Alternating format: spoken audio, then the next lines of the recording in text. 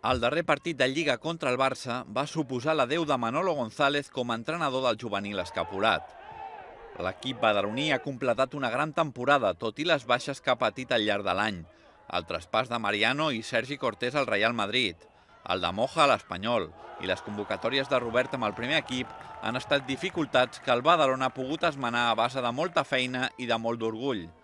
A partir d'ara s'obre una nova etapa en el club i en concret en el seu juvenil, on diversos jugadors poden assumir perfectament la competència de jugar la propera campanya en el primer equip. L'únic que podem fer és córrer, estar ben posats i mira, bueno, això ha sigut i bueno, molt content, ja et dic. És que aquest equip aquest any ha sigut espectacular, no es pot dir una altra cosa. De moment, acabar entrenant fins que acabi la temporada.